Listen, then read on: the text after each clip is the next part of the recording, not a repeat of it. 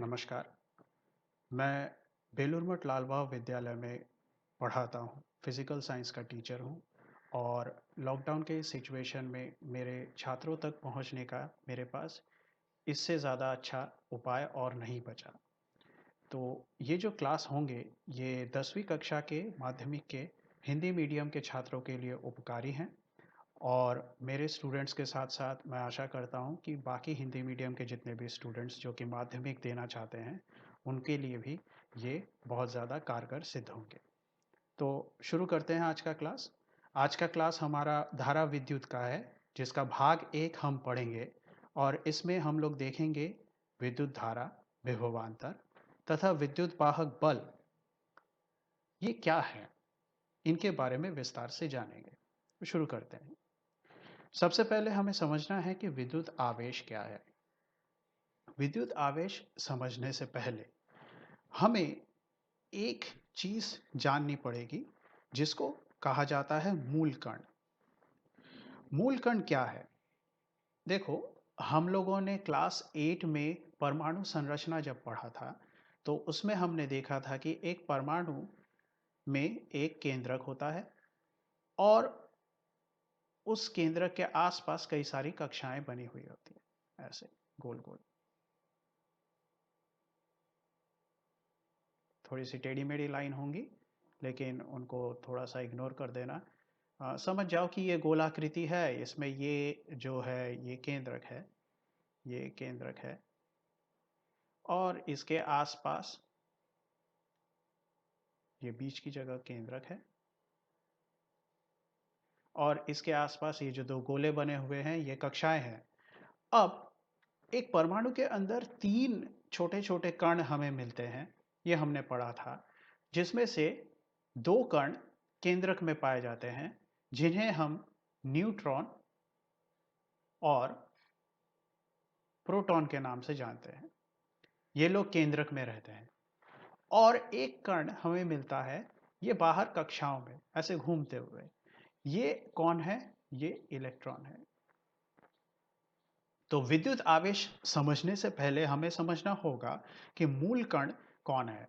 तो ध्यान में रखना, ये तीनों छोटे-छोटे कण हैं, लेकिन इन तीनों में से सिर्फ एक इलेक्ट्रॉन ही मूल कण है। तो मूल कण क्या है? मूल कण असल में वे कण हैं जिसको और हम छोटे टुकड़ों में नहीं बांट सकते।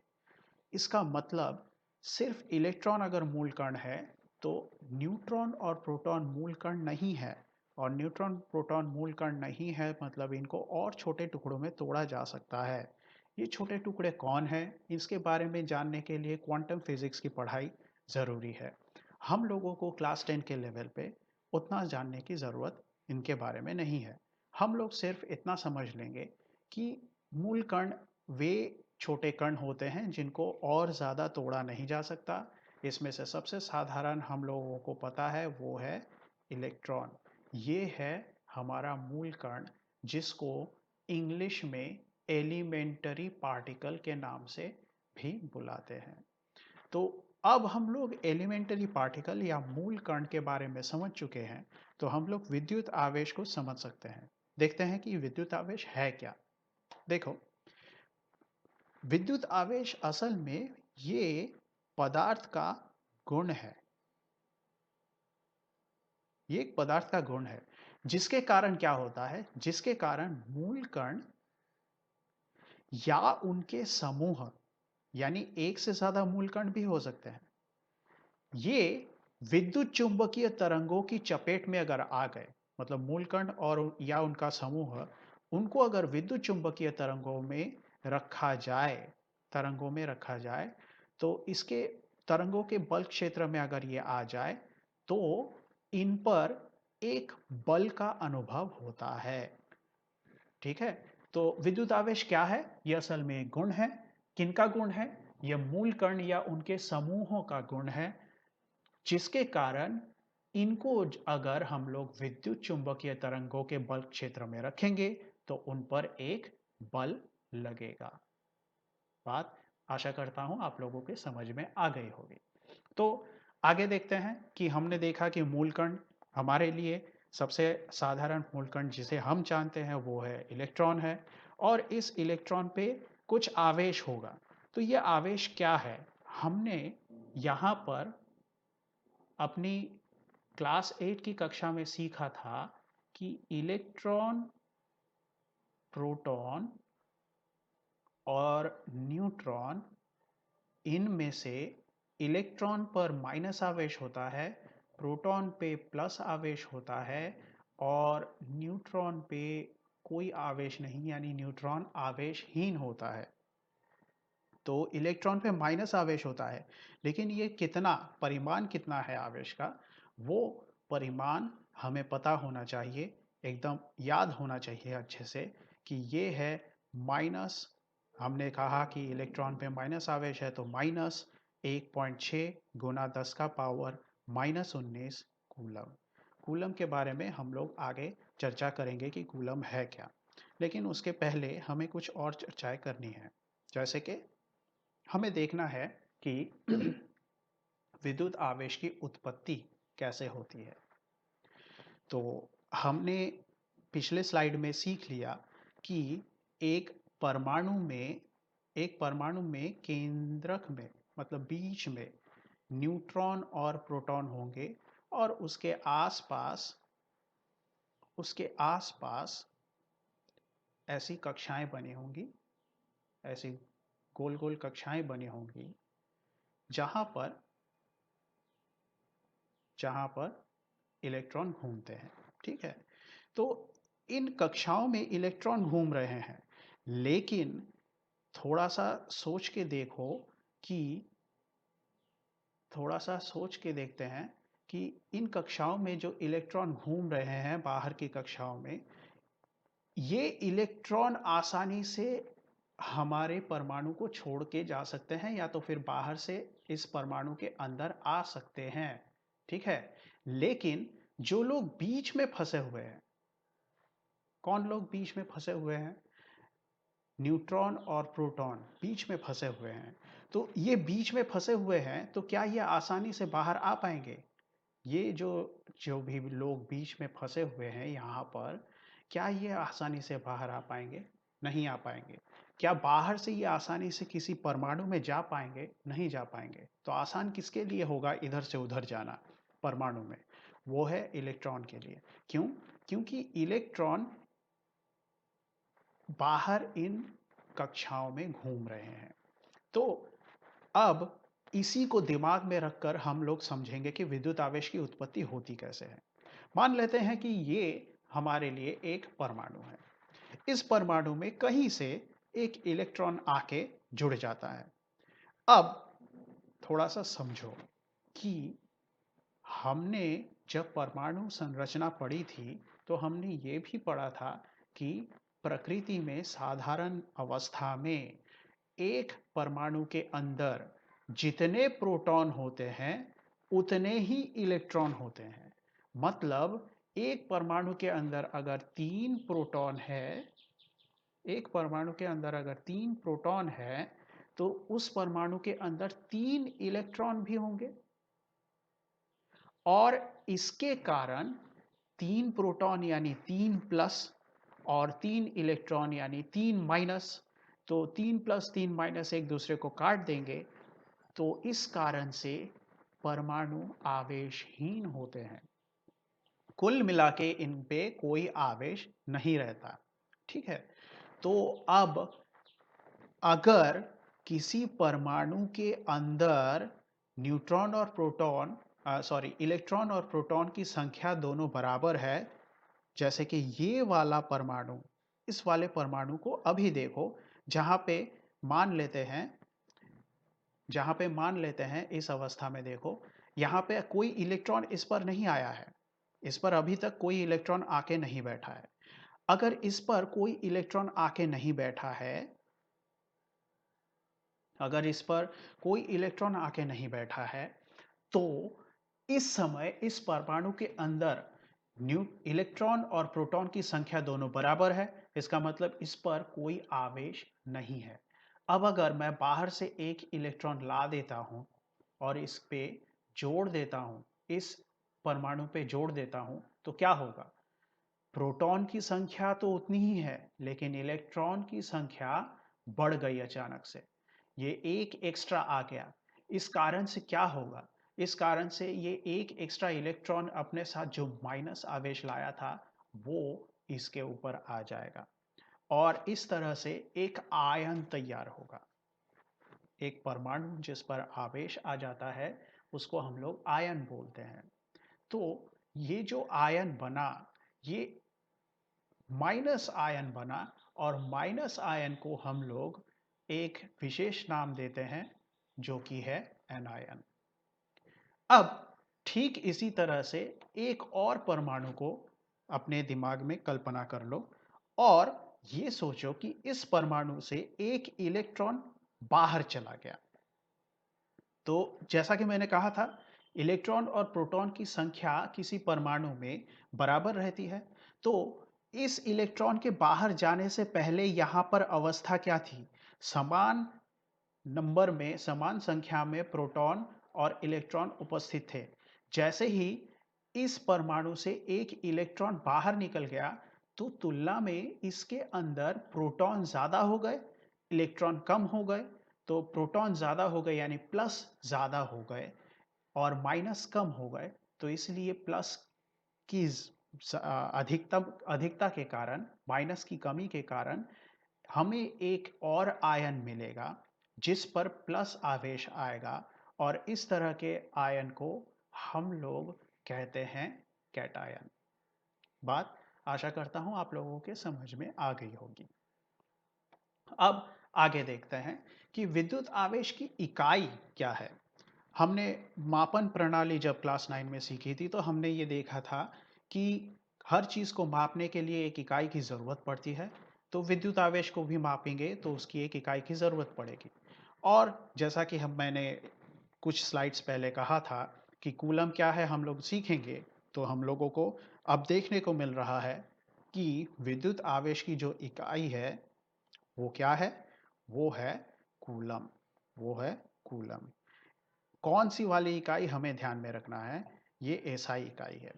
अब क्लास 10 में तुम लोगों को ये एसआई इकाई आवेश की यही काम में आएगी। सीजीएस इकाई काम में नहीं आती है, लेकिन फिर भी क्लास में बताने के लिए मैंने यहाँ पे डाल दिया है कि सीजीएस इकाई स्टैट कूलम है, जो कि इम्पॉर्टेंट नहीं है। इसको याद नहीं भी रखेंगे तो भी चलेगा। ठीक है, बस जानकारी के लिए मैंने बता दिया कि सीजीएस इकाई भी होती है। बहुत लोग पूछ लेते हैं कि एसआई इकाई ये है तो सीजीएस इकाई क्या है सर? तो वो बता दिया मैंने, लेकिन इसको याद रखने की ज़रूरत नहीं है। एसआई इकाई ही हमारे काम की है, वो है कूलम। अब आगे देखते हैं कि कूलम असल में है क्या? इसको विस्तार से समझते हैं। तो देखो कि जब 1 एम्पीयर विद्युत धारा द्वारा प्रति सेकंड, यहाँ पे द्वारा होगा, ठीक है, 1 एम्पीयर विद्युत धारा द्वारा प्रति सेकंड में प्रवाहित किए गए आवेश, 1 एम्पीयर विद्युत धारा द्वारा प्रति सेकंड में प्रवाहित किए गए आवेश को 1 कूलम आवेश कहते हैं। तो थोड़ा सा यहाँ पे हमें एक नया शब्द मिल गया, एम्पियर। ठीक है, इस शब्द को भी हम लोग थोड़ी देर में सीखेंगे। बस इतना समझ लो कि एम्पियर असल में हम लोग विद्युत धारा को कह रहे हैं। अब विद्युत धारा क्या है वो और ज़्यादा क्लियर होगा जब हम लोग अगले स्लाइड तक पढ़ेंगे। अभी फ़िलहाल इसको अपने दिमाग में रखो कि एम्पियर मतलब कुछ एक विद्युत धारा होती है जिसको हम लोग करंट के नाम से जानते हैं।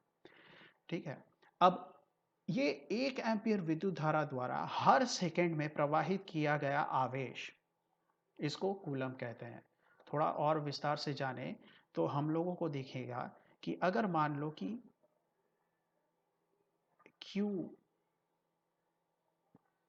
द्वारा हम आवेश को दिखा रहे हैं, I द्वारा हम लोग विद्युत धारा को दिखा रहे हैं और t समय है, तो हमने परिभाषा में देखा था कि प्रति सेकंड में जो आवेश जा रहा है उसको कूलम कह रहे हैं। तो थोड़ा सा सोचो कि अगर हर सेकंड में जो विद्युत धारा जा रही है उसको हम लोग समय के साथ गुना कर देंगे तो हमें कुल आवेश मिल जाना चाहिए और इसी को हम लोग कूलम कहेंगे।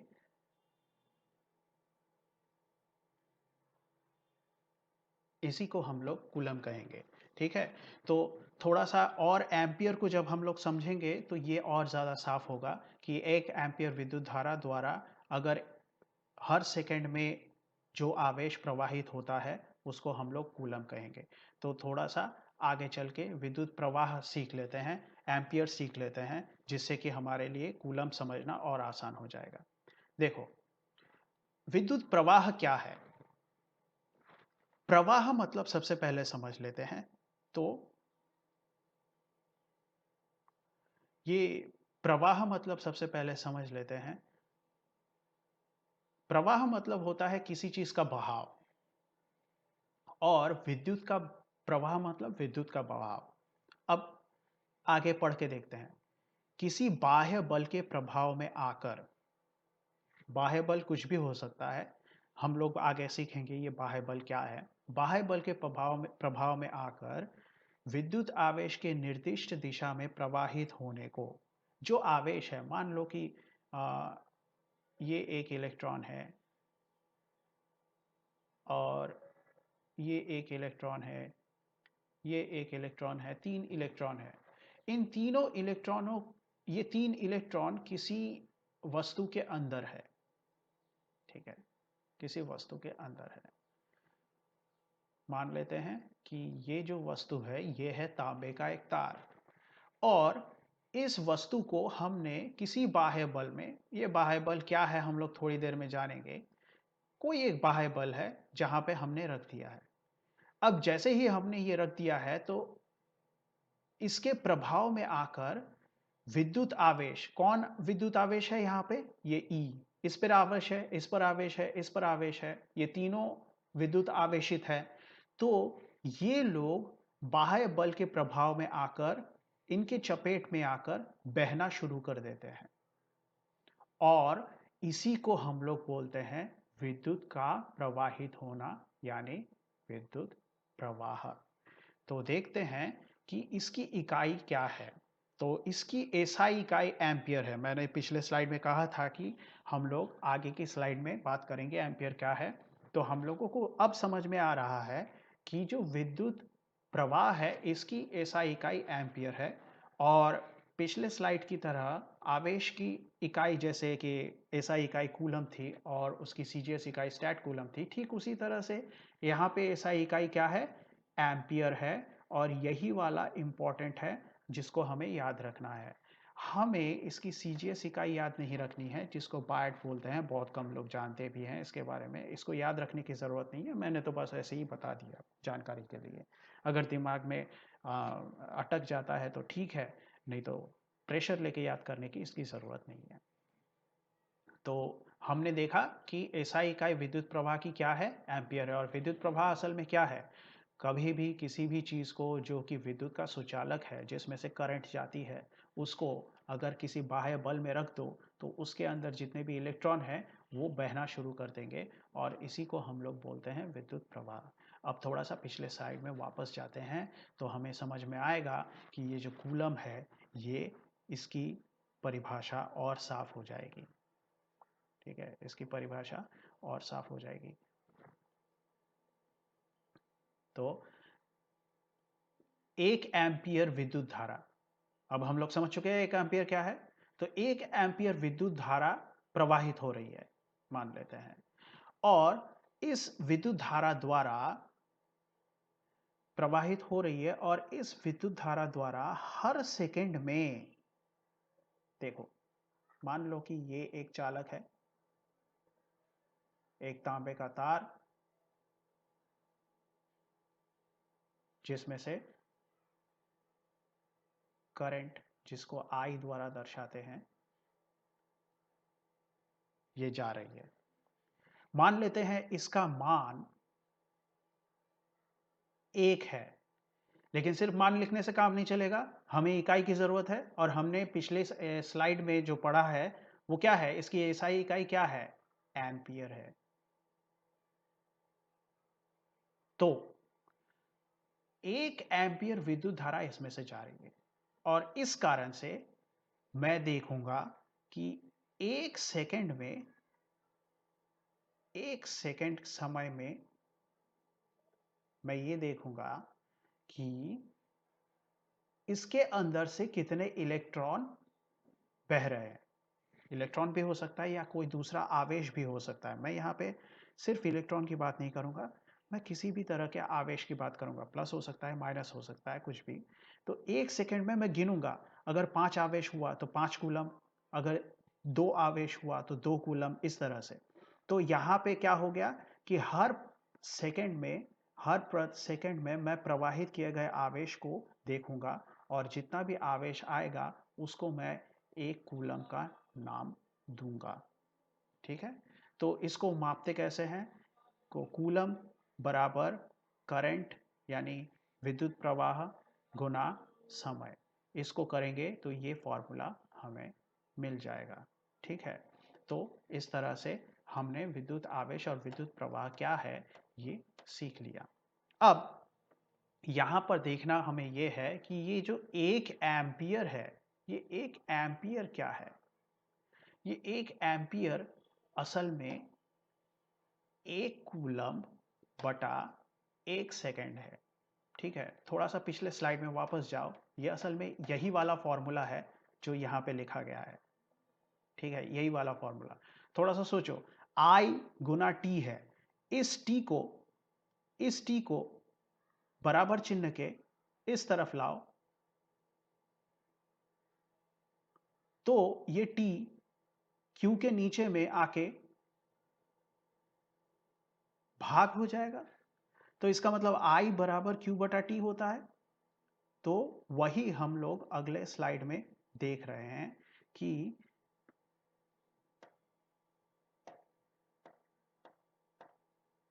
ये जो 1 एम्पियर है, मतलब जो कि I था, I बराबर ऊपर क्या है? आवेश यानी कूलम यानी Q बटा समय।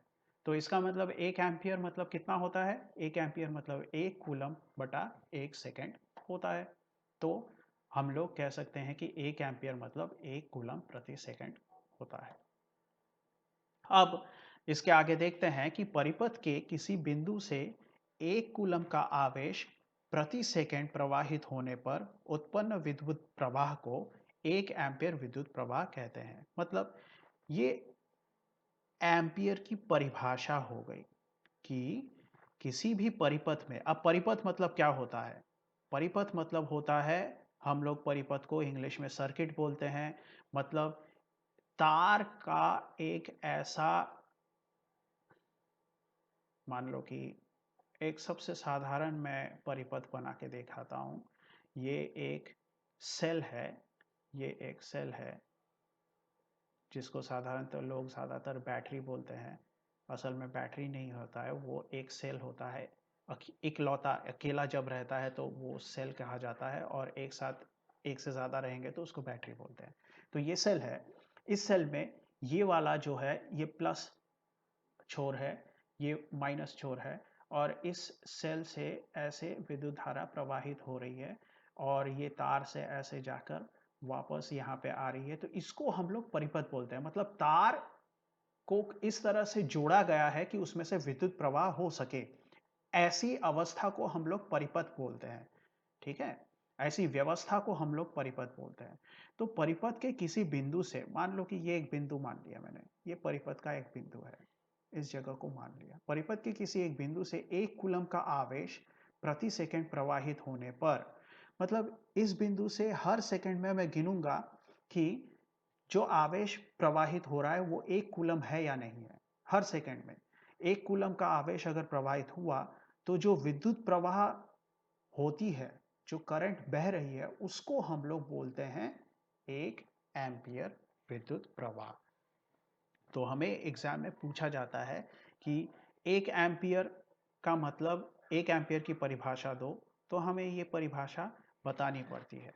और परिभाषा याद रखने का सबसे आसान तरीका है कि हम लोग इस फॉर्मूले को याद रखें। इस फॉर्मूले को याद रखेंगे तो परिभाषा आराम से याद हो जाएगी।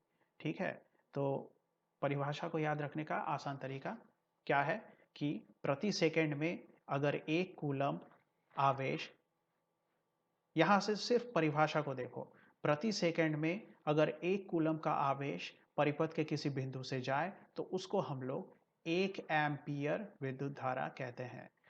ज़रूरी नहीं है कि यहाँ पे जो शब्द जिस तरह से लाइन लिखे गए हैं वैसा ही रट्टा लगा के एग्जाम में लिखा जाए। इसी को इसी इसी को समझा के अगर हम लोग लिख पाए तो पूरा नंबर मिलता है। ठीक है, इसी को समझा के लिख पाए तो क्या लिखना है कि परिपथ के किसी बिंदु से प्रति सेकंड मतलब 1 सेकंड की बात हो रही है, या तो फिर हम लोग कह सकते हैं इकाई सेकंड में। तो प्रति सेकंड 1 कूलम का आवेश भेजने के लिए जो विद्युत धारा की आवश्यकता पड़ती है वो कितनी है? 1 एम्पियर है। बस ऐसा कुछ लिख दो तो हमें नंबर मिल जाएगा। लेकिन याद रखना, ये परिभाषा जैसे बन रही है वो याद रखना है। परिभाषा यहाँ से रट्टा लगाओगे तो अक्सर हम भूल जाते हैं। तो इसलिए ध्यान में रखना है कि फॉर्मूला क्या है। तो प्रति सेकंड में 1 कूलम का आवेश परिपथ के किसी बिंदु से जाए तो उसको हम लोग 1 एम्पियर विद्युत प्रवाह कहते हैं।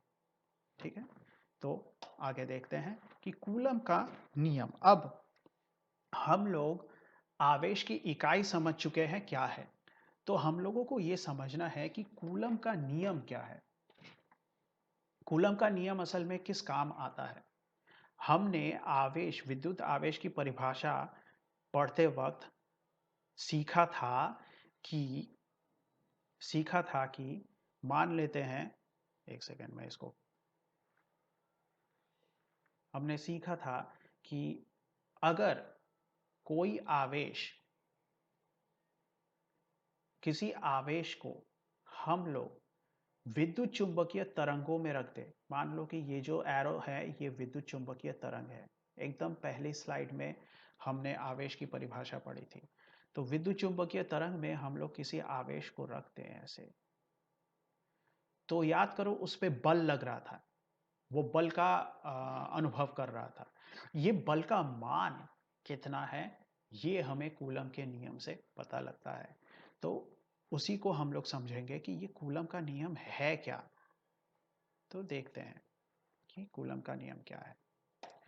तो दो आवेशों के स्थिर बिंदु के बीच लगने वाला बल, मैंने अभी क्या कहा, कूलम का नियम बल ज्ञात करने के लिए काम आता है।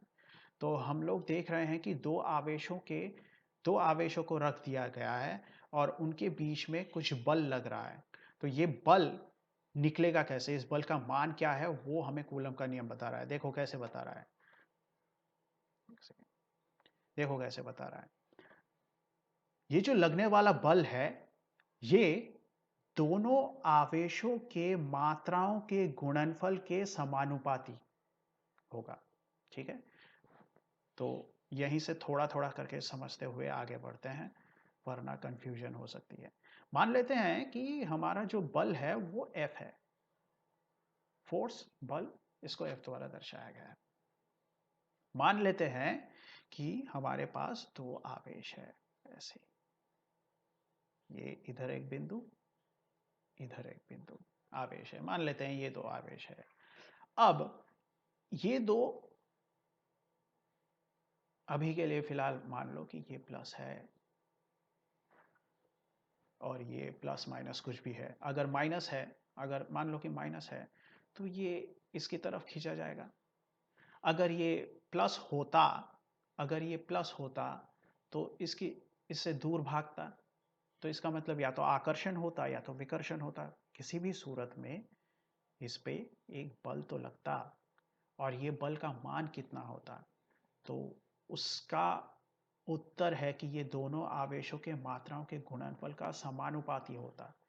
तो हम लोग अगर कहें कि इस आवेश का मान Q1 है और इस आवेश का मान Q2 है, तो ये जो बल है ये समानुपाती होगा Q1 गुना Q2 का, क्योंकि वही लिखा हुआ है देखो कि दोनों आवेशों के मात्राओं के गुणनफल का समानुपाती होगा। तथा सिर्फ कहानी यहाँ पे खत्म नहीं होती है, इसके साथ और भी कुछ है। तथा क्या होगा, ये जो Q1 और Q2 है,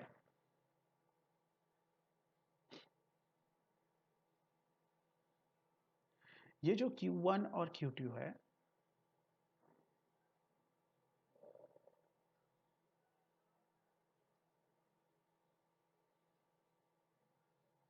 इनके बीच में कोई दूरी होगी, इनके बीच में कोई एक दूरी होगी, मान लेते हैं कि ये दूरी है r। तो अब देखते हैं कि बल कैसे इस दूरी पर निर्भर करता है। तो दोनों आवेशों के बीच की दूरी के वर्ग का, ध्यान से पढ़ो इसको, ठीक है, दोनों आवेशों के बीच के दूरी के वर्ग का विलोमानुपाती। इधर क्या था, समानुपाती था, इधर क्या है, विलोमानुपाती है। तो इसका मतलब फिर से हमें एक बल और इसके दूरी के बीच में एक संबंध मिला। संबंध क्या है, विलोमानुपाती संबंध है। और जब भी हम लोग विलोमानुपाती संबंध के बारे में बात करते हैं तो वो जो संख्या है वो नीचे चली जाती है, और दूरी का क्या है, दूरी का वर्ग, दूरी कितनी है, r है, तो उस r का वर्ग। तो थोड़ा सा सोचो, समानुपात संबंध मतलब क्या होता है। समानुपात संबंध मतलब अगर ये बढ़ा, अगर ये नंबर में बड़ा हुआ तो बल भी बढ़ेगा। मतलब अगर इन दो आवेशों का मान बड़ा होता गया तो दोनों के बीच का बल भी बड़ा होता जाएगा। और विलोमानुपाती का मतलब क्या होता है, अगर ये बड़ा हुआ तो ये अगर बढ़ा तो ये छोटा हो जाएगा। विलोमानुपाती समानुपाती में ये अंतर है। आशा करता हूँ ये सब तुम लोग जानते होगे। तो अब यहाँ तक जो समझाया है उसी को देखो, हम लोग देखते हैं कि मान लेते हैं कि ये एक आवेश है Q1, ये एक आवेश है Q2, और इन दोनों के बीच की दूरी है r। और सबसे पहले लाइन के हिसाब से हम दोनों ने बल को क्या देखा, समानुपात में देखा, किनके, इन दोनों के आवेश के गुणनफल के समानुपात में देखा। ठीक उसी तरह से दूसरा लाइन बोलता है कि दोनों आवेश के बीच के दूरी के वर्ग का विलोमानुपाती। तो देखो, दोनों आवेश के बीच के दूरी के वर्ग का विलोमानुपाती, इन दोनों को मिलाओ।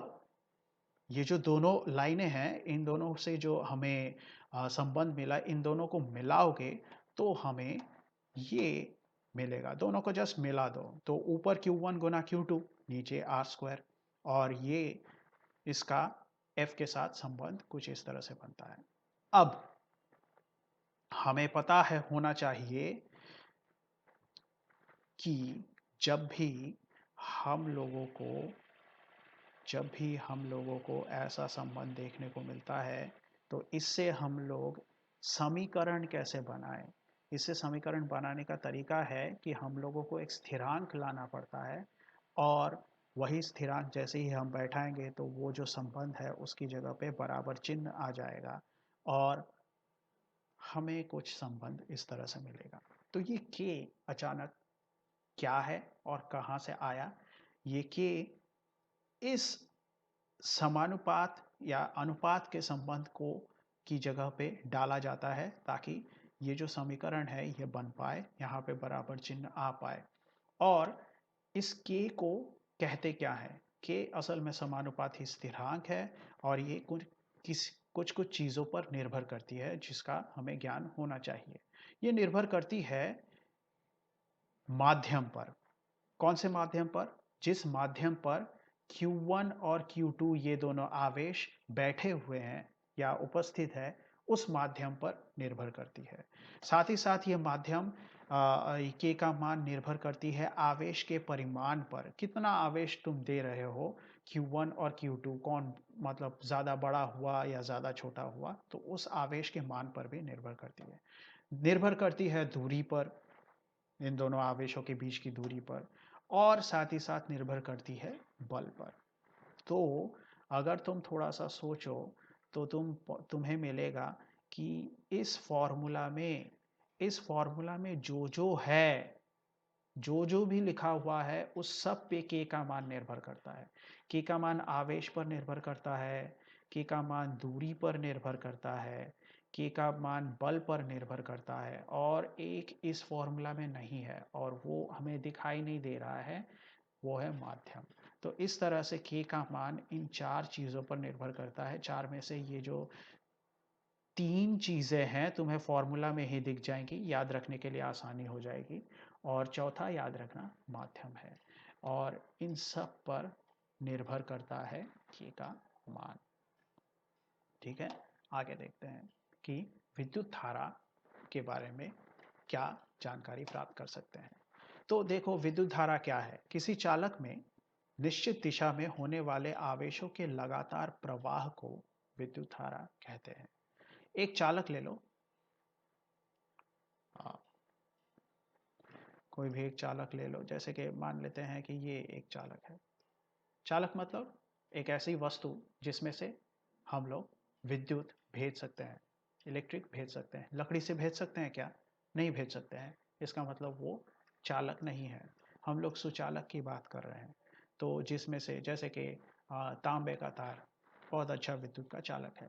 ठीक है, तो ये एक चालक हो गया, और इस चालक में से निश्चित दिशा में आवेश अगर जा पाए, कोई भी आवेश, साधारणतः इलेक्ट्रॉन जाते हैं, तो हम लोग इलेक्ट्रॉन का ही उदाहरण लेते हैं। तो इस चालक में से अगर निश्चित दिशा में कोई आवेश लगातार प्रवाहित हो, तो उस प्रवाह को हम लोग बोलेंगे विद्युत का प्रवाह, या तो विद्युत की धारा, जिसको बोलते हैं विद्युत धारा। पानी की धारा जब जाती है तो हम लोग उसको पानी की धार या पानी की धारा बोलते हैं। ठीक उसी तरह से अगर आवेशों का बहाव ऐसे बना रहे तो उसको हम लोग बोलेंगे विद्युत धारा। बहुत आसान है। तो विद्युत धारा के प्रवाह की दिशा इलेक्ट्रॉन की प्रवाह की दिशा के विपरीत होती है। अब इसको थोड़ा सा ध्यान से सीख लो कि विद्युत धारा की दिशा असल में मानी जाती है प्लस आवेश के बहाव की दिशा। ठीक है, विद्युत धारा की दिशा मानी जाती है प्लस आवेश की बहाव की दिशा। मान लेते हैं कि ये एक परिपथ है। परिपथ मतलब क्या कहा था? तारों की व्यवस्था जिसमें से हम लोग बिजली को या करंट को भेज सकते हैं। यहां पे एक सेल लगा दिया हमने। सेल मतलब तुम लोगों को पता ही होगा, जिसको हम लोग साधारणतः बैटरी बोलते हैं, वही है सेल। एक इस्तेमाल करोगे तो सेल बोलना पड़ता है, एक से ज़्यादा इस्तेमाल करोगे बैटरी बोलना पड़ता है। तो यहाँ पे देखो, अगर ये परिपथ में ये प्लस है और ये माइनस है, तो जो विद्युत प्रवाहित होगी उसकी दिशा प्लस से माइनस की तरफ होती है, ऐसे। लेकिन इस परिपथ के अंदर जो इलेक्ट्रॉन जा रहे हैं वो विद्युत धारा की उल्टी दिशा में बह रहे हैं। वही दूसरे पॉइंट में कहा गया है कि विद्युत धारा के प्रवाह की दिशा इलेक्ट्रॉन के प्रवाह की दिशा के विपरीत होती है। इसको थोड़ा सा क्लियर कर ले। तो इलेक्ट्रॉन का प्रवाह ऋण आवेशित छोर से धन आवेशित छोर की ओर होता है।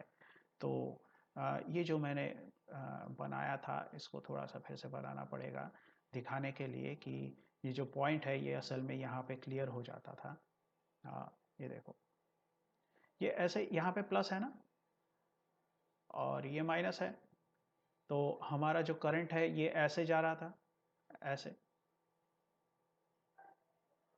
और मैंने क्या कहा था कि इलेक्ट्रॉन इसकी उल्टी दिशा में जा रही है। तो इलेक्ट्रॉन अगर ऐसे बह रही है तो ये माइनस से प्लस की ओर बह रही है। देखो, ऐसे इलेक्ट्रॉन आ रही है, ऐसे ऐसे बहते हुए जा रही है, ऐसे जाएगी और ऐसे आएगी। तो इसका मतलब ये तो माइनस से प्लस की ओर गई।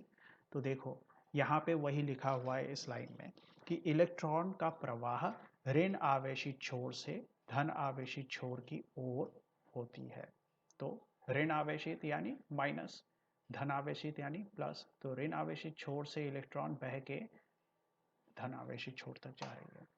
दूसरा पॉइंट क्या बोलता है, विद्युत धारा का प्रवाह ठीक उसका उल्टा यानी धन आवेशित छोर से ऋण आवेशित छोर की ओर होती है। तो ये धन आवेशित छोर देखो ऐसे यहाँ से विद्युत धारा जा रही है और ऋण आवेशित छोर तक वापस। तो ये स्लाइड आशा करता हूँ सबके समझ में आ गया होगा। अब आगे विद्युत धारा का प्रवाह, इसके बारे में और सीखते हैं कि ये जो प्रवाह है ये दो तरह की प्रवाह हो सकती है।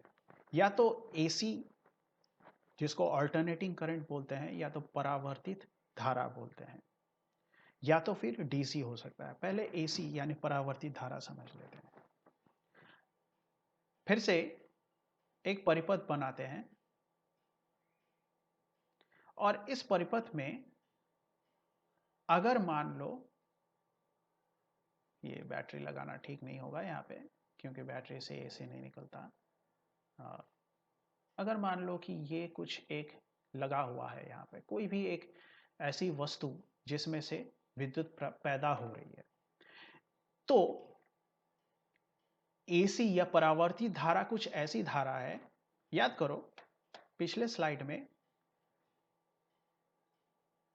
इस चित्र में देखो, इस चित्र को ध्यान से देखने पर हमें पता लगेगा कि विद्युत धारा हमेशा ही ऐसे ही जा रही है, ऐसे, इसकी दिशा कभी बदल नहीं रही है। लेकिन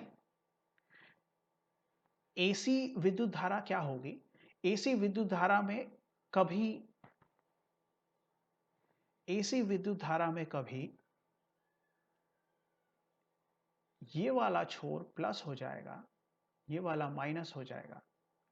तो इसका मतलब विद्युत धारा ऐसे कभी कभी प्रवाहित होगी। और ठीक ऐसे प्रवाहित होने के बाद फिर से ये वाला प्लस हो जाएगा और ये वाला माइनस हो जाएगा।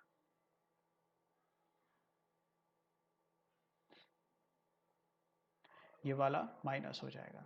अब तुम्हें लग रहा होगा कि ये क्या हो रहा है, ये कुछ नहीं, बस हमें ये समझना है कि कभी भी विद्युत धारा का प्रवाह ऑल्टरनेटिंग करंट या परावर्तित धारा में एक तरफ ही नहीं रहता है, ये बदलता रहता है। कभी इधर से इधर जाएगा, कभी तो वो इधर से इधर जाएगा और फिर इधर से इधर आएगा, ऐसे घूमता रहता है। ठीक है, इसकी दिशा परावर्तित होती रहती है, इसलिए उसको ऑल्टरनेटिंग करंट या परावर्तित धारा कहते हैं। यह विद्युत धारा जो अपनी मध्यमान स्थिति से के दोनों तरफ दिशा बदलते हुए प्रवाहित होती है। मध्यमान स्थिति मतलब होता है औसत की बात हो रही है। ठीक है, तो ये जो मध्यमान स्थिति है, यहाँ पे हम लोग औसत की बात कर रहे हैं।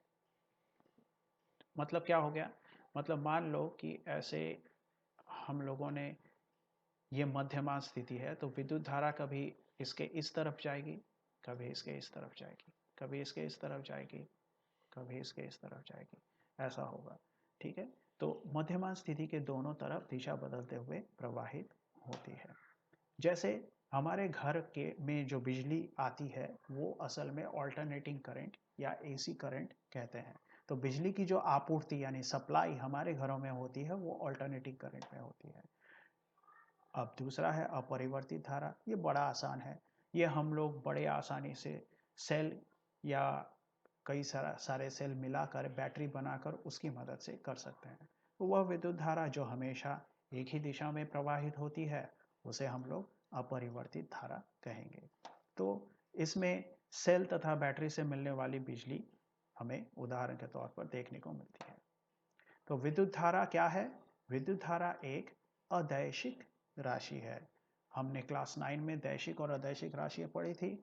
तो जब भी हमें अगर पूछा जाए कि विद्युत धारा कैसी राशि है तो हमें बताना पड़ेगा कि ये एक अदैशिक राशि है।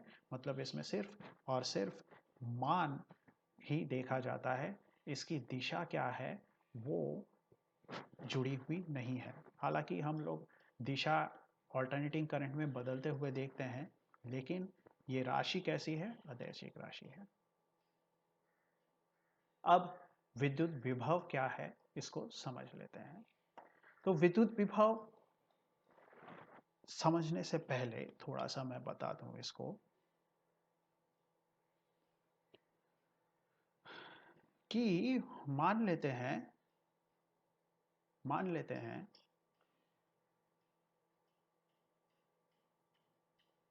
कि एक क्षेत्र है जहां पे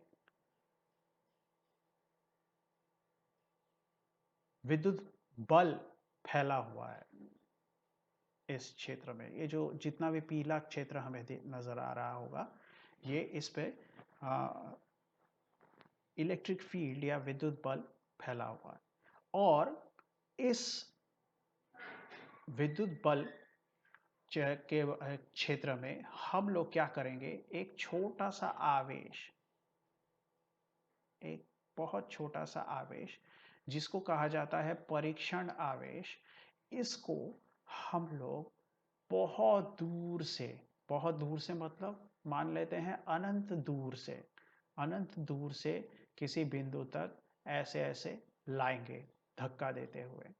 अब याद रखो कि हमने शुरू में आवेश की परिभाषा में क्या कहा था, किसी भी आवेश को अगर हम लोग विद्युत चुंबकीय बल के क्षेत्र में लेके जाएंगे तो उस पर बल का अनुभव होगा। तो जैसे ही इस परीक्षण आवेश को हम लोग ऐसे लेके जा रहे हैं और इस मान लो कि ए बिंदु पर आकर रखते हैं, तो इस पर बल का अनुभव होना चाहिए और उस बल को झेलते हुए भी हमें इसे आगे बढ़ाना पड़ेगा और इस बिंदु पर आके रखना पड़ेगा। तो ये जो बल को झेलते हुए भी हमने उसको उसके विपरीत काम करते हुए इसको यहाँ पे रखा है, तो हमने कोई काम किया है, कोई कार्य किया है। और इस कार्य का मान असल में विद्युत विभव से पता लगता है। इस कार्य को ही हम लोग विद्युत विभव कहेंगे। तो समझते हैं, देखो किसी इकाई परीक्षण आवेश को, जैसा कि मैंने कहा था, हमने एक परीक्षण आवेश लिया था जिसको Q नॉट कहते हैं या Q शून्य तुम लोग बोल सकते हो। तो इस इकाई परीक्षण आवेश को अनंत से विद्युत क्षेत्र के किसी बिंदु तक लाने में जो किया गया कार्य है, उस कार्य को उस बिंदु का विद्युत विभव कहते हैं। तो जैसा कि मैंने तुम्हें दिखाया था कि हम लोगों ने इस तरह से ए बिंदु था, ए बिंदु पर हमने आवेश को लाके रखा था, ऐसे यहाँ से ऐसे लाके रख दिया था। तो इस बिंदु पर जो विभव है वो विभव कितना है, यहाँ से इसको लाने में जितना काम किया गया है उस काम द्वारा दर्शाया जाता है कि इस ए बिंदु पर कितना विद्युत विभव है। तो विद्युत विभव की एसआई इकाई क्या है, उसको बोलते हैं वोल्ट। तुमने सुना होगा कितना वोल्ट, सेल पे लिखा हुआ रहता है कितने वोल्ट का सेल है। तो विभव क्या है, हमने देखा कि हम लोग इकाई आवेश को ला रहे हैं और उसको लाने के लिए कितना कार्य करना पड़ रहा है। और याद रखना, जब भी इकाई आवेश या तो फिर प्रति सेकंड ऐसा होगा, प्रति शब्द जब भी आएगा या तो फिर इकाई शब्द जब भी आएगा तो वो चीज़ हमेशा नीचे जाती है। तो प्रति सेकंड, प्रति आवे मतलब प्रति सेकंड अगर हुआ तो सेकंड हमेशा नीचे चला जाएगा। यहाँ पे इकाई आवेश है तो इकाई का आवेश नीचे चला जाएगा। और देखो, तो विभव बराबर क्या हो गया, किया गया कुल कार्य, नीचे कौन गया, आवेश का परिमाण। तो इसका मतलब क्या होता है, देखो इसका मतलब ये होता है कि इकाई आवेश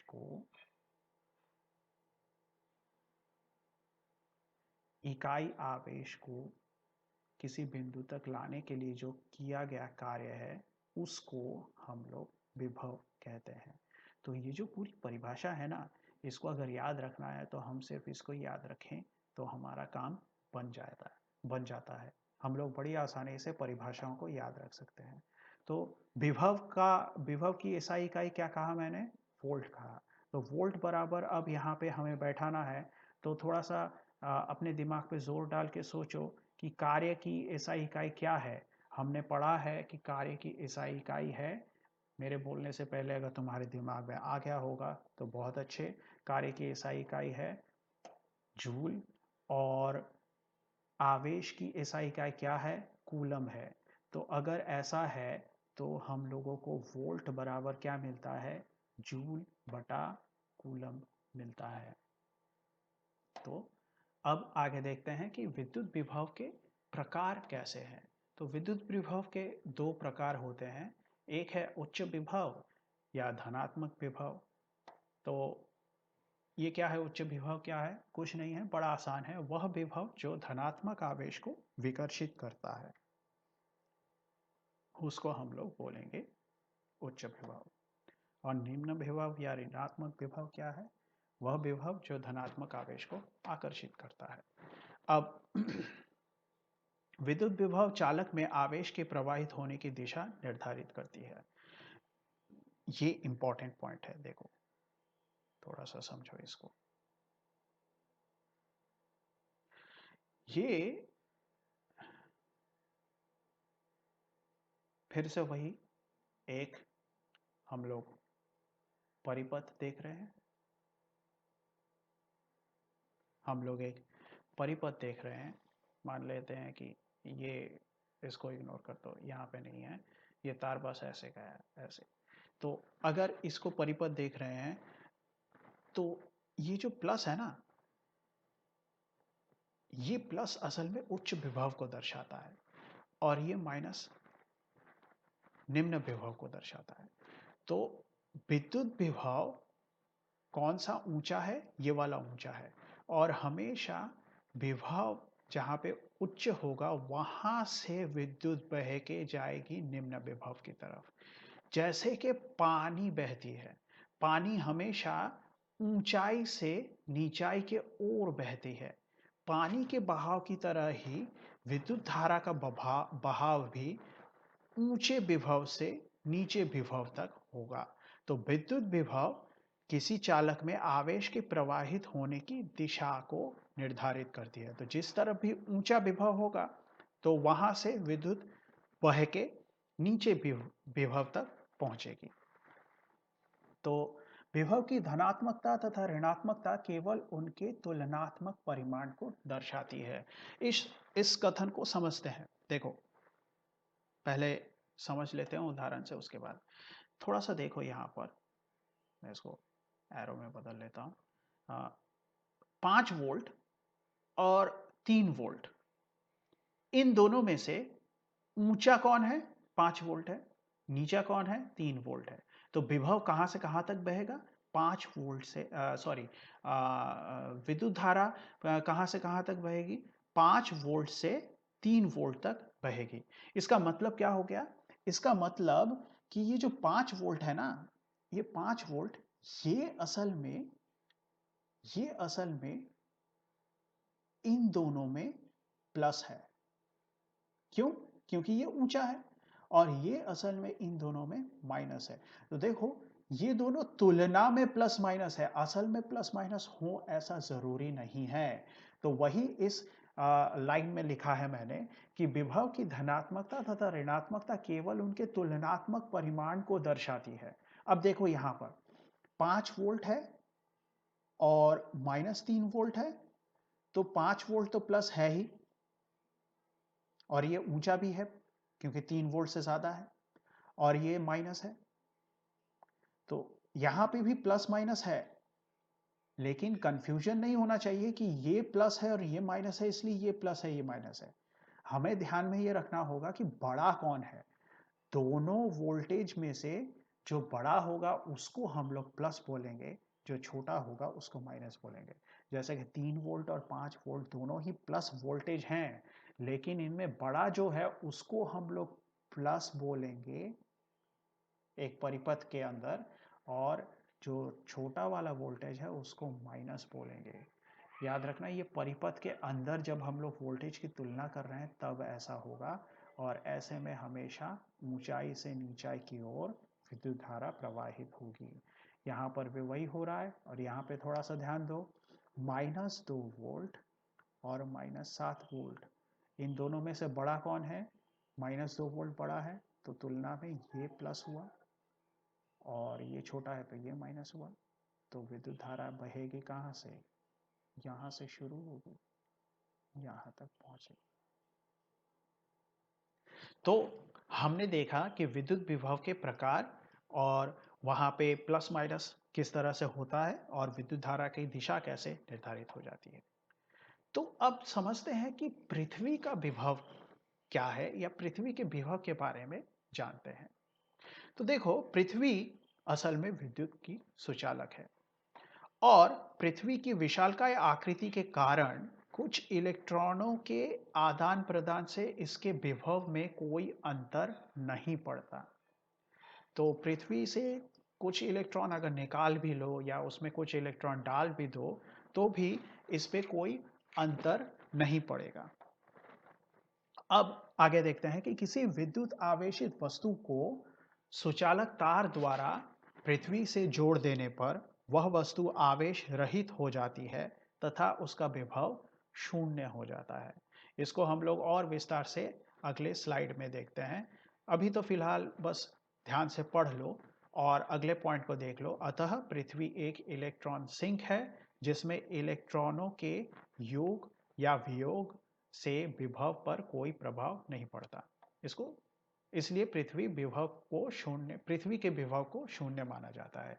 तो इस स्लाइड पे हम लोग वापस आएंगे, थोड़ा सा आगे समझ लेते हैं कि यहाँ पे हो क्या रहा है। तो सबसे पहले देखो, चित्र ए को देखो। चित्र ए में मान लो कि ये पृथ्वी है, ठीक है, और ये एक सुचालक है। इस सुचालक में मान लो कि प्लस आवेश है। प्लस आवेश का मतलब क्या है कि यहां पर इस सुचालक के अंदर माइनस आवेश की कमी है, यानी इलेक्ट्रॉन की कमी है। तो यहां पे इलेक्ट्रॉन की कमी है और यहां पे आवेश आ गया है। अगर अब मैं इस चीज को पृथ्वी के साथ तार से जोड़ दूं तो क्या होगा? याद करो, हमने पिछले स्लाइड में देखा था कि पृथ्वी से कुछ इलेक्ट्रॉन निकाल भी लो तो पृथ्वी का विभव नहीं बदलता, और इसका मतलब पृथ्वी के पास इलेक्ट्रॉनों का समंदर है, कुछ ऐसा समझ लो। तो इस समंदर से कुछ बूंदें चली गई तो उस समंदर का कोई फर्क नहीं कुछ नहीं बिगड़ेगा। तो इस पृथ्वी से यहाँ पे 3 इलेक्ट्रॉनों की कमी है, 3 प्लस है तो इसका मतलब 3 इलेक्ट्रॉनों की कमी है। इस पृथ्वी से 3 इलेक्ट्रॉन निकल के चले जाते हैं, और जैसे ही ये जाएंगे तो ये जो सुचालक है, इसके प्लस 3 इलेक्ट्रॉन यहाँ से जो निकल के गए थे उसके कारण कट जाते हैं, और ये एक आवेशहीन स्थिति में पहुंच जाता है। ठीक है, तो इसके बाद अगला चित्र देखते हैं। अगले चित्र में भी फिर से वही, अगर ये पृथ्वी है और अगर एक हमने सुचालक ले लिया जिसके पर अगर मान लो कि इस बार माइनस आवेश है, मतलब यहाँ पे इलेक्ट्रॉन ज़्यादा है, अधिक मात्रा में है, तो क्या होगा? जैसे ही इसको पृथ्वी से जोड़ेंगे, तो पृथ्वी तो एक समंदर है, पृथ्वी इस समंदर में 3 इलेक्ट्रॉन चले जाएंगे, ठीक है, और 3 इलेक्ट्रॉन जैसे ही जाएंगे, ऐसे जैसे ही जाएंगे वैसे ही हमें क्या देखने को मिलेगा कि ये 3 इलेक्ट्रॉन तो चले गए, तो यहाँ पे क्या हो गया? आवेशहीन अवस्था आ गई, और पृथ्वी का कुछ बिगड़ा? कुछ नहीं बिगड़ा। तो वापस उसी स्लाइड में हम लोग जाते हैं और देखते हैं कि वहाँ पे हमने लिखा क्या था। तो देखो, आ, इसको पढ़ो। किसी विद्युत आवेशित वस्तु को सुचालक तार द्वारा, जैसा कि हमने चित्र में किया था, विद्युत आवेशित वस्तु थी वो, उस पर प्लस या माइनस आवेश आ गए थे, उसको तार द्वारा हमने पृथ्वी से जोड़ दिया और वह वस्तु आवेश रहित हो गई थी। तो आवेश रहित होना मतलब वो क्या हो जाता है? विभव शून्य हो जाता है। तो इसका मतलब क्या हो गया, पृथ्वी एक इलेक्ट्रॉन सिंक यानी वो बेसिन जो होता है ना, जिसपे हम लोग मुंह धोते हैं, पानी डालते हैं तो पानी अंदर चला जाता है। तो सिंक मतलब कुछ ऐसा जिसके अंदर डालो तो वो चला जाता है, अंदर चला जाता है, उसमें कभी कभी जमता नहीं है पानी। तो ठीक उसी तरह से पृथ्वी एक इलेक्ट्रॉन सिंक है, जिसमें इलेक्ट्रॉन जमा नहीं होते हैं, वो अंदर चले जाते हैं कहीं पे, जिसमें इलेक्ट्रॉनों के योग या वियोग से विभव पर कोई प्रभाव नहीं पड़ेगा। तो कितने भी इलेक्ट्रॉन डाल दो, उसका विभव कभी भी कम नहीं होगा, कितने भी इलेक्ट्रॉन बाहर निकाल दो, उसका विभव कभी भी नहीं बढ़ेगा। तो इसलिए पृथ्वी के विभव को हम लोग क्या मानते हैं, शून्य मानते हैं। तो ये तो हम लोग समझ ही चुके हैं यहाँ पे क्या हो रहा है। तो अब आगे देखते हैं कि विद्युत वाहक बल किसको कहते हैं। ये समझने से पहले थोड़ा सा हमें समझना पड़ेगा, ये जो बल शब्द का उपयोग हुआ है ना यहाँ पे, ये जो बल शब्द का उपयोग हुआ है, ये शब्द असल में गलत उपयोग हुआ है। ठीक है, ये बल, विद्युत वाहक बल, बल असल में बल नहीं है, ये विभव है। ठीक है, ये विभव है। और विभव की एसआई इकाई क्या है, अगर तुम्हें याद आ रही होगी तो आ, बहुत अच्छे। विभव की एसआई इकाई हमने पढ़ा था, क्या है, वोल्ट।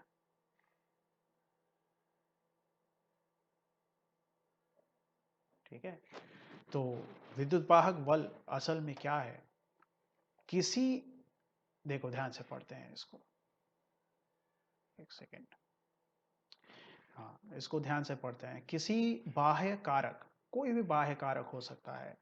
बाह्य कारक क्या क्या हो सकता है, विद्युत सेल या चुंबकीय क्षेत्र। तो हमने इस चैप्टर में एक और बार बाह्य कारक के बारे में पढ़ा था, वहां पे भी बाह्य कारक कौन थे, विद्युत सेल या चुंबकीय क्षेत्र। तो अगर विद्युत सेल की चपेट में आ गए तो करंट बहता है ना। हम लोग तार पे विद्युत सेल को अगर जोड़ दे तो उस पे से करंट बहती है।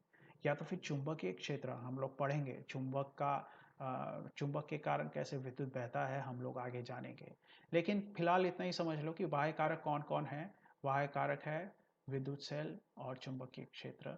तो इसके द्वारा, बाह्य कारक द्वारा उत्पन्न किया गया विद्युत विभव, मतलब कोई बाहर के कारण से एक विभव पैदा हो रहा है। और विभव पैदा होगा मतलब क्या होता है, याद करो मैंने समझाया था कि विभव पैदा होना मतलब ऊंचाई बन रही है, कहीं पे कोई ऊंची जगह बन रही है, और ऊंची जगह बनेगी तो ऊंचाई से नीचाई की ओर विद्युत धारा बहेगी।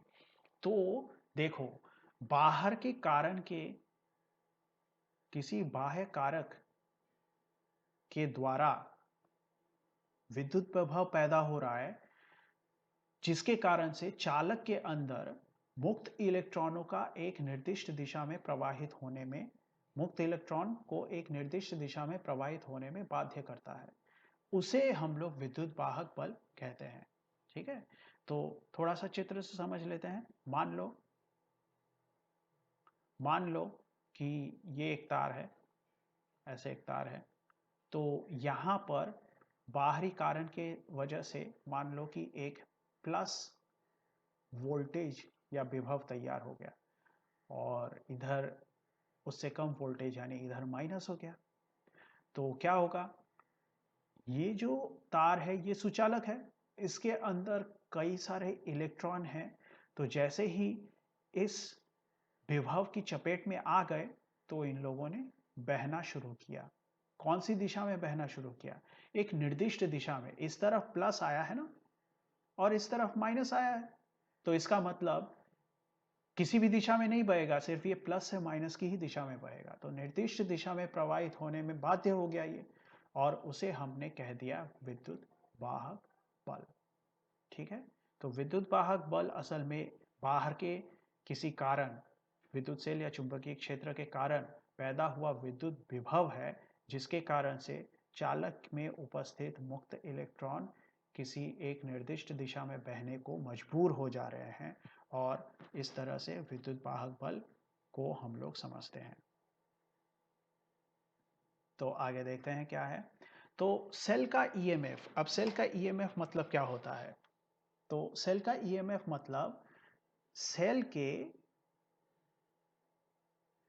सेल के धन ध्रुव से ऋण ध्रुव तक एक कूलम्ब आवेश को प्रवाहित करने के लिए सेल द्वारा किए गए कार्य के परिमाण को सेल का ईएमएफ कहते हैं।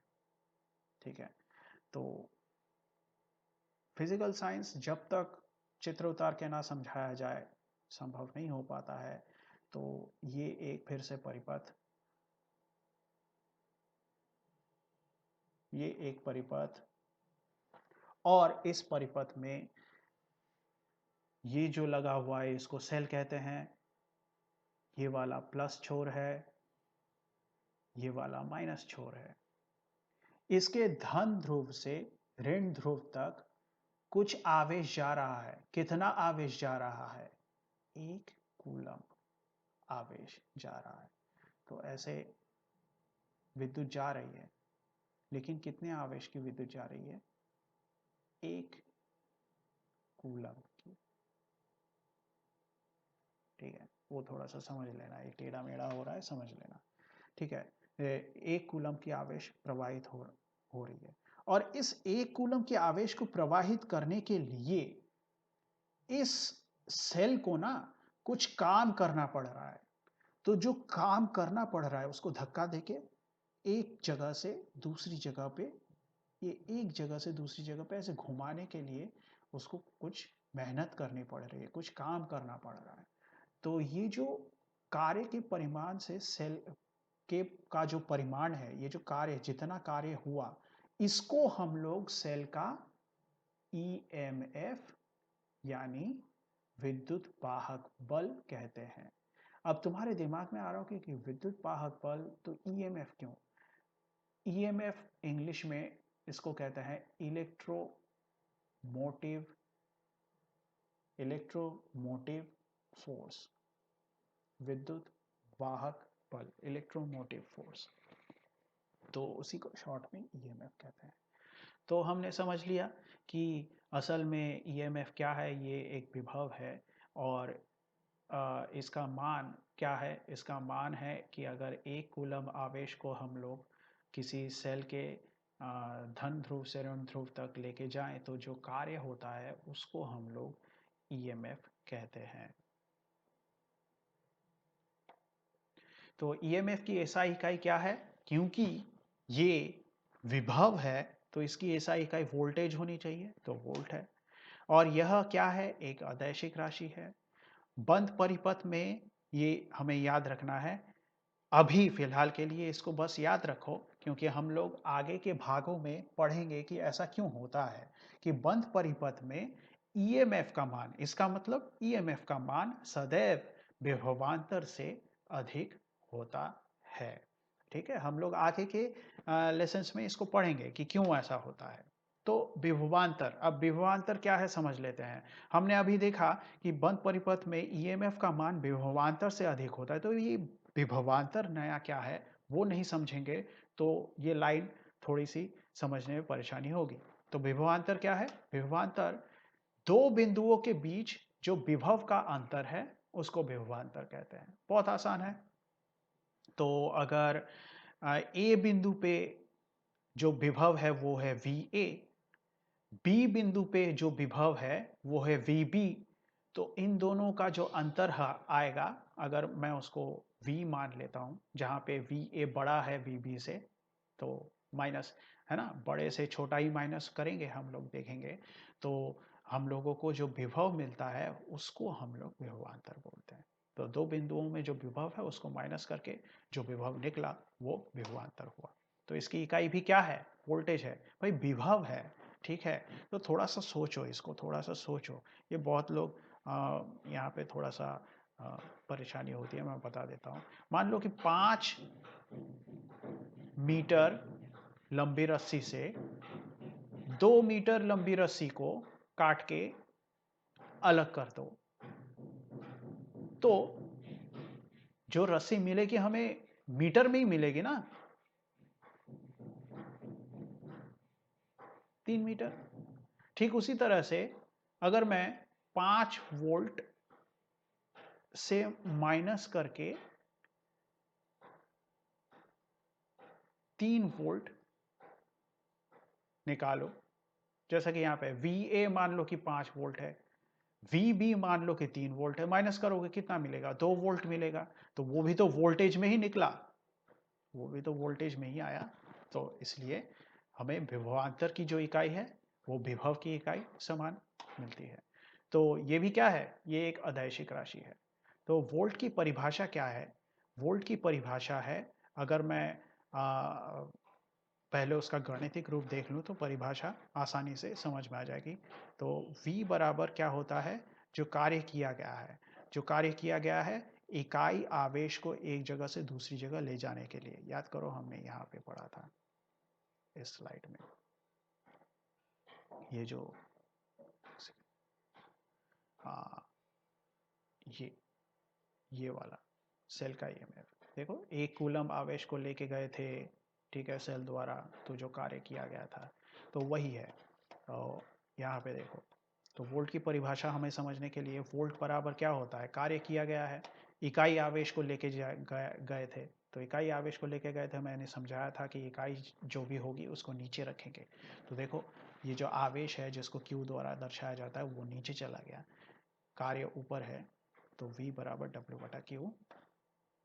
तो अगर मैं कार्य को 1 जूल मानूं और आवेश को 1 कूलम, मतलब मान लो कि ऐसा कुछ समय आया जब कार्य 1 जूल का हुआ और जो आवेश गया वो 1 कूलम का हुआ, तो हमें ये जो समीकरण है वो V बराबर 1 जूल/1 कूलम मिलेगा। और यही तो 1 वोल्ट है, क्योंकि 1/1 तो 1 ही होता है। तो इसका मतलब वोल्ट मतलब क्या आया? वोल्ट मतलब होता है जूल प्रति कूलम। ठीक है, दिख रहा है यहाँ से? वोल्ट मतलब असल में जूल प्रति कूलम। ये जो जूल बटा कूलम है उसी को हटा के हमने वोल्ट लिखा हुआ है। ठीक है, तो ये बात ध्यान में रखना। तो इससे ये जितना भी हमने किया है इससे हमें क्या मिला? इससे हमें वोल्ट की परिभाषा मिलेगी। वोल्ट की परिभाषा क्या है? तो पढ़ के देखो। किसी चालक के एक छोर से दूसरे छोर तक 1 कूलम आवेश को ले जाने के लिए यदि 1 जूल का कार्य करना पड़े तो चालक के दोनों छोरों के बीच का विभवांतर 1 वोल्ट कहलाता है। बहुत आसान है, इसको याद रखोगे सिर्फ।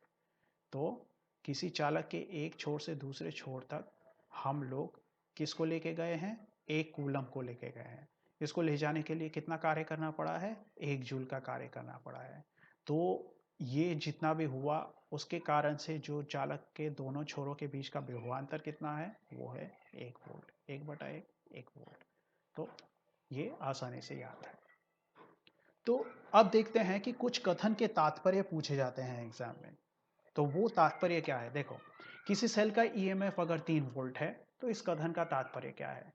तो अगर 3 वोल्ट सेल पे लिखा हुआ है तो मतलब ये है कि सेल के धन ध्रुव से ऋण ध्रुव तक मैं अगर 1 कूलम धनावेश को प्रवाहित कराने की कोशिश करूं तो मुझे 3 जूल का कार्य करना पड़ेगा। ठीक है, तो मतलब समझ रहे होगे कि 3 वोल्ट मतलब क्या है? 3 वोल्ट मतलब 1 कूलम आवेश को एक छोर से दूसरी छोर यानी धन ध्रुव से ऋण ध्रुव तक लेके जाने के लिए जो मेहनत मुझे करनी पड़ी है वो 3 जूल की है। अगला लाइन बिना आगे बढ़े थोड़ा सा दिमाग में बनाने की कोशिश करो। अगर मैं कहूं कि दो बिंदुओं के बीच का विभवांतर 30 वोल्ट है तो यहां पे मतलब क्या है? यहाँ पे मतलब यही है कि अगर तुम्हारे दिमाग में आ रहा होगा तो वेरी गुड। अगर मैं इस बिंदु से इस बिंदु तक इन दोनों के बीच का विभवांतर मुझे कहा गया है 30 वोल्ट है। अब मैं क्या करूंगा? मैं इस बिंदु से इस बिंदु तक आवेश को लेके जाऊंगा। कितने आवेश को? 1 कूलम के आवेश को लेके जाऊंगा और इस आवेश को लेके जाने में मुझे कुछ मेहनत करनी पड़ेगी। वो जो मेहनत होगी, वो जो कार्य होगा, वो कार्य कितने जूल का होगा? 30 जूल का होगा। तो ये जो लाइन लिखा हुआ है इसका मतलब है कि एक बिंदु से दूसरे बिंदु तक एक कूलम धनावेश को प्रवाहित कराने में 30 जूल का कार्य करना पड़ा। ठीक है, तो आसानी से हमें समझ में आ जाता है। तो फिजिकल साइंस कभी भी बिना गणित के पूरा नहीं होता। तो हम लोग गणित देख लेते हैं, इसके क्या गणित आ सकते हैं। तो इसमें सबसे पहले क्वेश्चन को देखेंगे कि किसी तार से 3 एम्पियर की विद्युत धारा 3 घंटे के लिए प्रवाहित होने पर कितना आवेश प्रवाहित होगा। तो देखते हैं, विद्युत धारा हमेशा याद रखना कि जब भी फिजिकल साइंस के क्वेश्चन करोगे तो जो जो जानकारी दी गई है उसको हमेशा, सिर्फ फिजिकल साइंस क्यों, कोई भी सवाल बनाओगे तो हमेशा दी गई जानकारी को हमें लिख लेना चाहिए। तो सबसे पहली जानकारी हमें क्या मिलती है कि विद्युत धारा का मान 3 एम्पियर है, हमें मिल जाता है। उसके बाद कौन सी जानकारी मिलती है? समय की जानकारी मिलती है। देखो 3 घंटा, तो 3 घंटा मिल गया। तो 3 एम्पियर की विद्युत धारा 3 घंटे के लिए प्रवाहित होने पर आवेश कितना प्रवाहित होगा? तो थोड़ा सा अपने दिमाग पे जोर डालो। हमारे पास है आई, हमारे पास है टी, हमसे मांगा क्या जा रहा है? हमसे मांगा जा रहा है क्यू। ये दो है, ये मांगा जा रहा है। हमने एक फॉर्मूला पढ़ा था, दिमाग में आना चाहिए कि जो आवेश है वो विद्युत धारा गुना समय का है। जैसे ही ये दिमाग में आ जाएगा ना, वैसे ही ये सवाल बड़े आसानी से बन जाएगा। तो सबसे पहले समय को घंटे से ना सेकंड में बदल लेना पड़ता है। कभी भी ये गलती नहीं करोगे कि उसको घंटे में ही गुना कर देते हैं। तो हमेशा सेकंड में बदलोगे। बदलने के बाद आवेश का मान हमें पता लगाना है और हमें पता है कि Q बराबर I गुना T होता है। और इस तरह से Q का मान हम लोग कैसे निकालेंगे? यहाँ पर बहुत आसान है, 3 एम्पियर, I के जगह पे 3 बैठा दो, ये बैठा दिया। उसके बाद समय के जगह पे 3 घंटा मतलब 3 गुना 60 गुना 60 यानी सेकंड में आ गया ये पूरा। क्यों 3 गुना 60 गुना 60? अगर समझ में नहीं आया है तो थोड़ा सोचो। 3 घंटा है ना, और हर घंटे में कितने मिनट होते हैं? 60 मिनट होते हैं। तो 3 गुना 60 यानी इतना मिनट। लेकिन हमें क्या चाहिए? सेकंड में चाहिए। क्यों सेकंड में चाहिए? क्योंकि कोई भी गणितीय काम हमें करना है, समय और दूरी के अलावा जो मैथ के सवाल बनते हैं उनको छोड़ के बाकी ज़्यादातर ही हम लोगों को समय को सेकंड में लाना पड़ता है। तो देखो 3 घंटा गुना 60 करेंगे तो इतना मिनट बना। अब हर मिनट में कितना सेकंड होता है? हर मिनट में 60 सेकंड होता है। तो इसका मतलब हमें जो सेकंड में मान चाहिए वो 3 गुना 60 गुना 60 होता है। और ये पूरा का पूरा समय का मान 3 गुना 60 गुना 60 यहाँ पे बैठा दो। तो हम क्या निकाल रहे हैं? हम आवेश निकाल रहे हैं। तो उसकी इकाई कूलम है। तो हमें उत्तर मिलेगा 32,400 कूलम। तो इस तरह से हमारा ये गणित बन जाता है। अब अगला गणित देखते हैं कि किसी तार से 2 एम्पियर विद्युत धारा 3 सेकंड के लिए प्रवाहित होने पर कितने इलेक्ट्रॉन उस चालक में प्रवाहित हुए, ये हमें बताना है। थोड़ा सा इस सवाल को समझो पहले, ठीक है? तो क्योंकि ये सवाल बहुत लोग समझ नहीं पाते हैं। देखो, सबसे पहले तो दिया गया है जो जानकारी, बहुत अच्छा होगा अगर तुम लोग वीडियो को पॉज करके इसको बनाना शुरू करो। तो देखो, अगर दिया गया जो चीज़ है वो क्या है? आई, यानी विद्युत धारा। तो उसको लिख लेंगे पहले। देखो विद्युत धारा, उसके बाद समय दिया गया है, सेकंड में ही दिया गया है, तो हमारी मेहनत बच गई। तो समय सेकंड में दिया गया है। अब यहां पर मांगा क्या गया है, थोड़ा सा उसको ध्यान से समझो। बोला जा रहा है कि 2 एम्पियर विद्युत धारा बहेगी, 3 सेकंड के लिए बहेगी, और इस समय के अंदर हमें यह बताना है कि कितने सारे इलेक्ट्रॉन बह के निकल गए इस चालक में से। कितने सारे इलेक्ट्रॉन बह गए, यह सवाल है। ध्यान से पढ़ के देखो। किसी तार से 2 एम्पियर विद्युत धारा 3 सेकंड के लिए प्रवाहित होने पर कितने इलेक्ट्रॉन उस चालक में प्रवाहित हुए।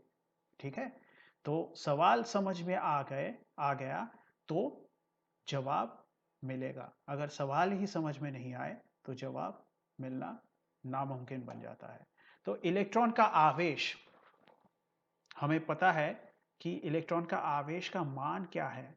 इलेक्ट्रॉन के आवेश का मान है 1.6 गुना 10⁻⁻19 कूलम।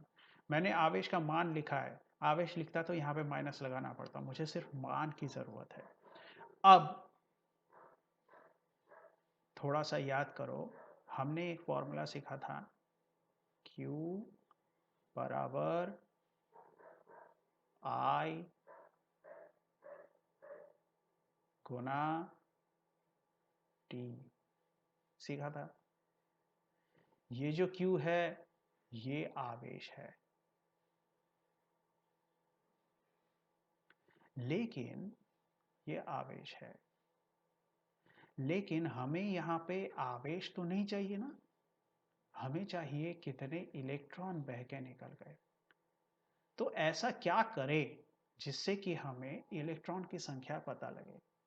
तो समझने वाली बात यह है कि इसमें कई सारे इलेक्ट्रॉन जा रहे हैं, और सारे के सारे इलेक्ट्रॉनों को जब हम लोग, उनका आवेश हम लोग जब जोड़ेंगे तो हमें ये वाला आवेश मिलेगा। मान लो कि 3 इलेक्ट्रॉन गए मतलब ये 3 बार जुड़ जाएगा और कुल मिला के इतना आवेश आएगा। क्यों?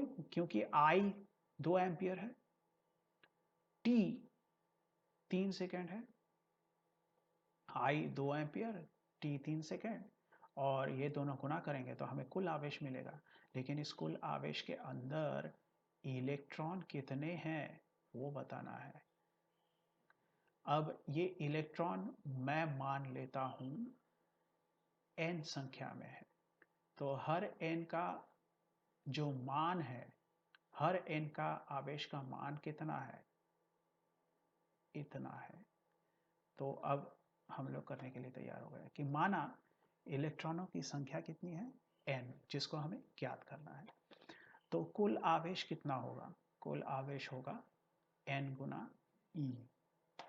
अब हमें पता है कि Q बराबर I गुना T होता है, तो हमने Q की जगह पे n गुना E बैठा दिया, बराबर I गुना T। हमें n का मान चाहिए, E को इस तरफ लाओ, मतलब I गुना T के नीचे में E आ जाएगा। अब हम लोग धीरे धीरे मान बैठाते हैं। तो n बराबर ऊपर I गुना T यानी 2 एम्पियर गुना 3 सेकेंड, और नीचे क्या था, नीचे हम लोगों ने E का जो यानी इलेक्ट्रॉन का जो आवेश है उसको बैठाया 1.6 गुना 10⁻⁻19। अब यहाँ तक आने के बाद बहुत लोग उनको परेशानी होती है।